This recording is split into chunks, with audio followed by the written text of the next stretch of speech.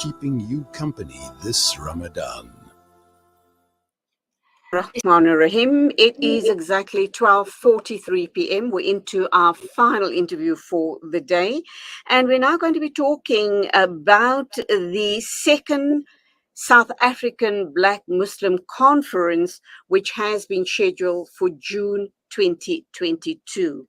To talk to us about this conference is the Public Relations Officer, Aslam Tawana, of the South African Black Muslim Conference. Now, why is this important, and why should we be interested in this matter? Aslam Tawana, assalamu alaikum, welcome to the program.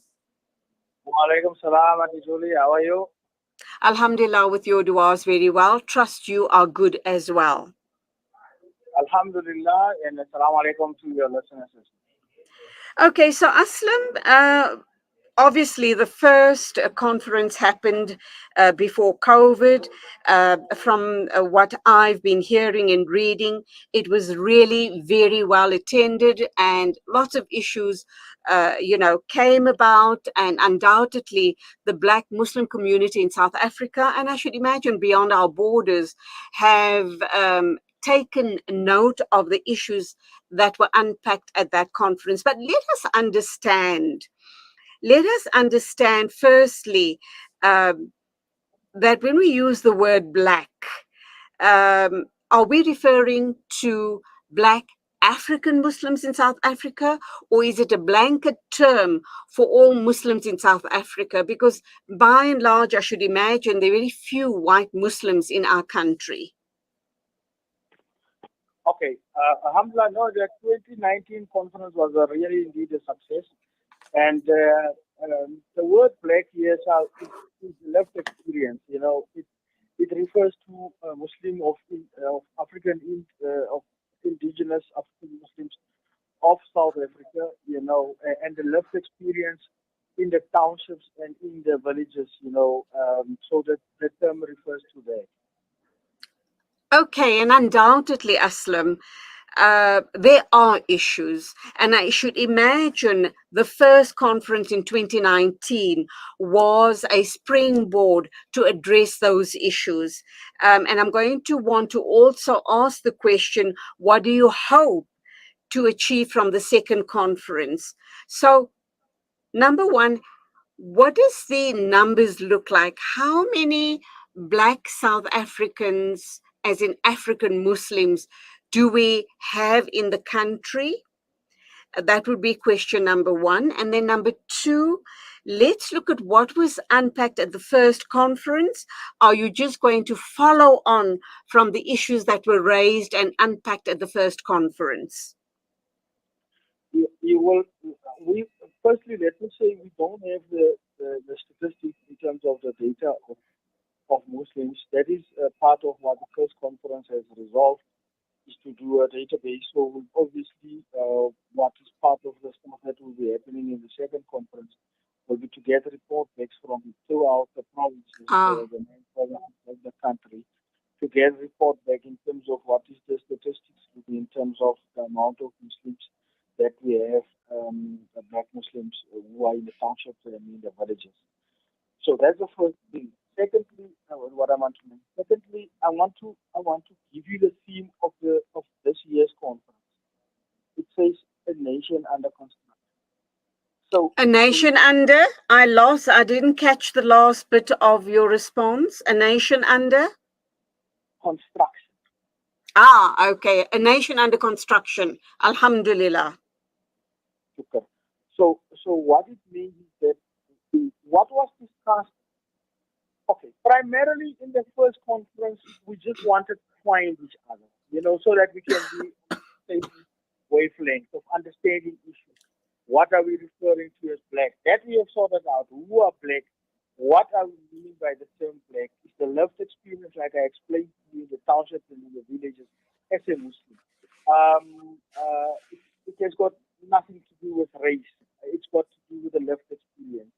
So if your lived experience is as a Muslim in the township and in the villages, you therefore qualify for the term. So, alhamdulillah, in the first conference, we found each other in terms of the term.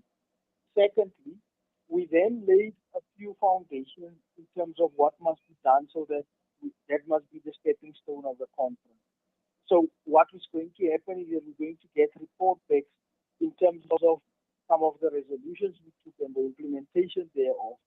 And we are putting it as a nation under construction, because we think the second conference will solidify those things, will put those things into policy statements, will put them into a program of action, which we will then, from coming from the second conference, will be saying that now we're going to implement some of these decisions that we have taken. For example, to give you one example that we have spoken about in the last conference, is that the issues that are pertinent challenges that are facing us as Muslims in the township and the villages, how we're going to address them. We'll be then solidifying that, and then we'll come with a report back from the various provinces, and then we'll put that into a policy document with a program of action flowing from there. Another for example, issue that we discussed is how we can help each other to be able to establish, entrepreneurs centers throughout the province, which can assist the Black Muslims to be able to get good businesses up and running.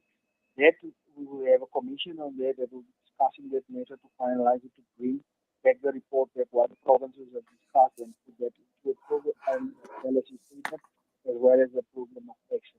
So these are some of the things that we are looking forward under the theme that we have set, a nation under construction. Interestingly, Okay. Yeah. Can I just ask you a question here?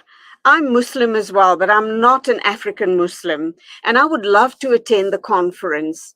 And from a previous a quote by obviously the Sheikh, who was supposed to have been on air and wasn't able to make it. That is, of course, Sheikh Tulani Zahid Langa. He made a comment that the conference is not meant to exclude anyone on the basis of race or color, but aims to show that the conference is about discussing issues that are by and large affecting the Black Muslim community in South Africa. So I should imagine one of those issues is how Islam is perceived in the townships. But without being divisionary here with my next statement, I should imagine a lot of African Muslims or Black Muslims also feel out of the larger Muslim or Indian Muslim community in South Africa. Yeah, I must say, look, in the last conference, I mean, we had people of Malay descent. The president of the Muslim Judicial Council was there. We have people of Indian descent in the conference. What comes to mind, the person like Naim Jina, I saw him there. I saw Dr. Rubina Huti Seklare, she was at the conference. They are not of, in the true sense of the word, of African descent, the way how we understand in terms of the conference and the lived experience. But they made up the conference, they were part of the conference, and they were participating as observers in the conference. So yeah, as an observer you can attend.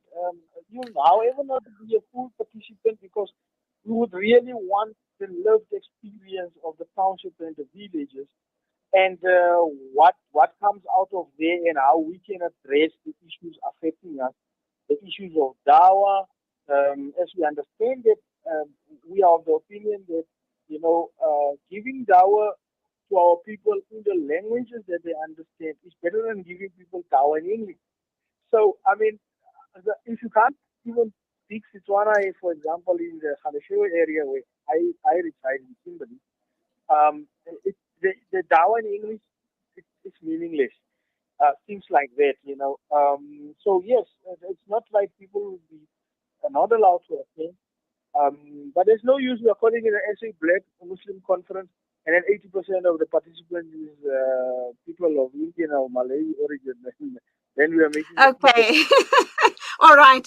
I hope you're going to extend an invitation to me. I would love to attend the conference. But my one question is, I do know from the first conference that you had that most of the interviews were in indigenous languages.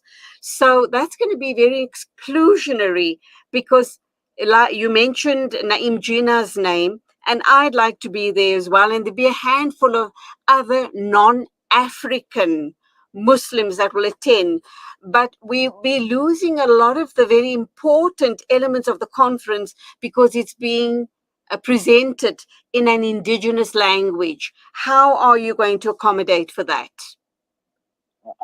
Unfortunately, we will not be in a position to accommodate due to resources for translators and stuff like that.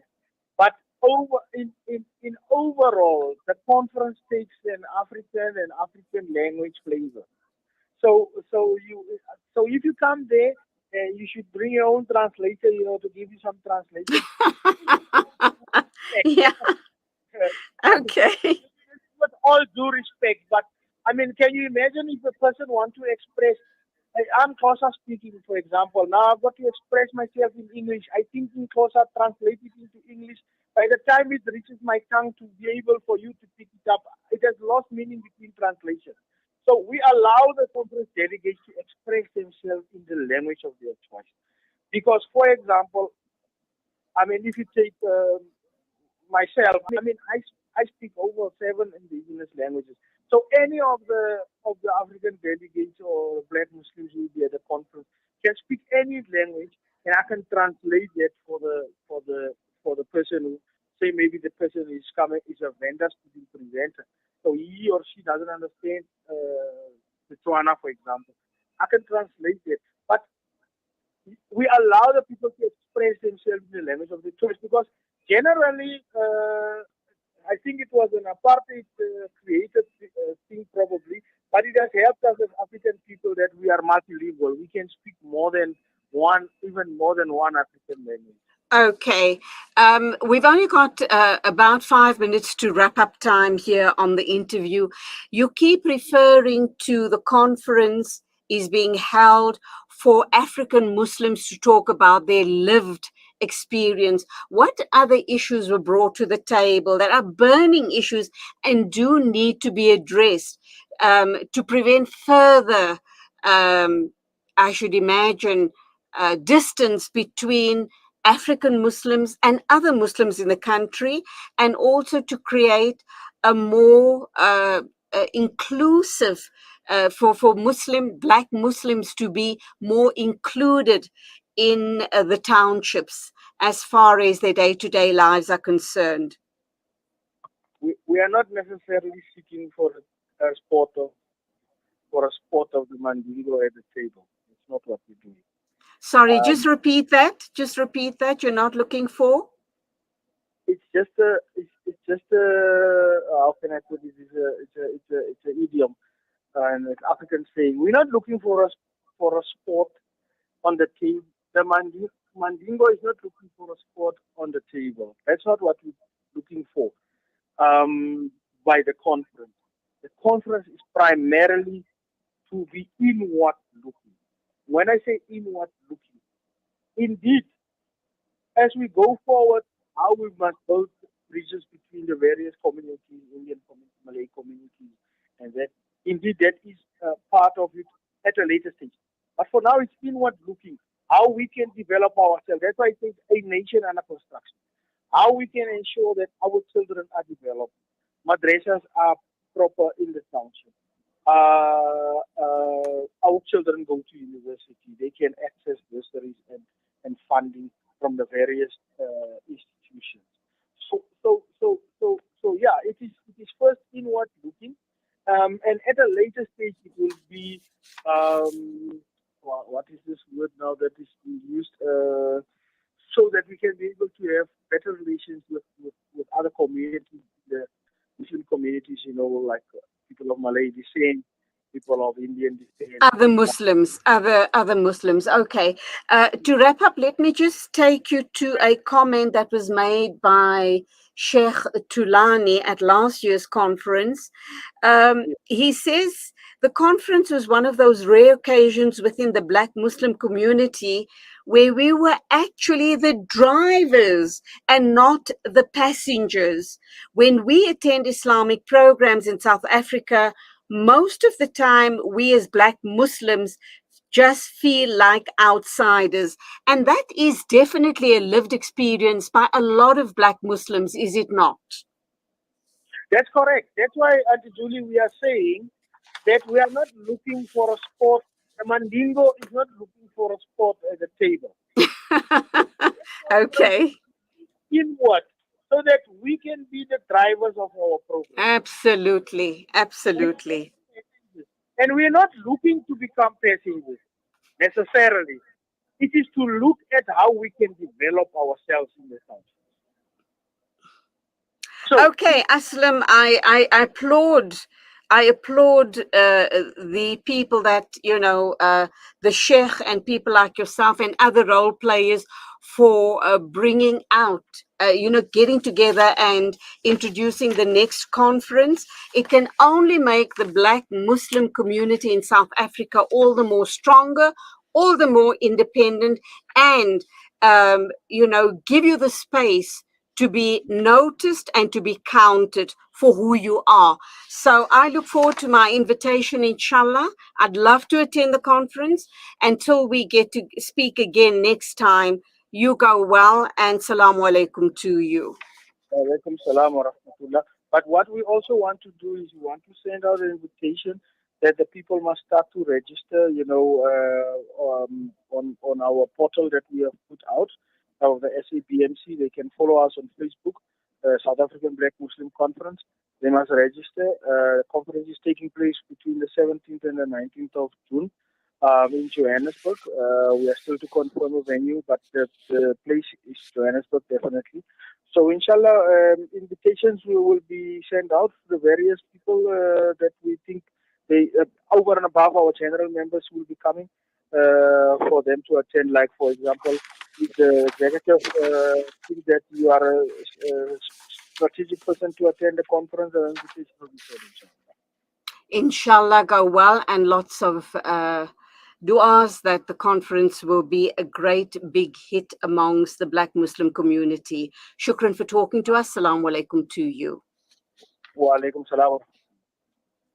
It is exactly 1:00, and Sentio is an ethically based asset manager that is focused on delivering superior risk-adjusted returns for their clients, regardless of market conditions. For more information on their Sharia investment products, visit their website, which is www.sentio-capital.com, and start saving towards your investment goals today. Sentio Capital Management. Invest for good. Sentio Capital Management is an authorized financial services provider. And that brings us to the end of the show today. It is 1:02. A big thank you to the production team. Until you and I get together again next week at the same time, keep safe. May Allah subhanahu wa ta'ala accept all of your du'as and all of your efforts. And it is Khuda Hafiz from me, Julie Allie.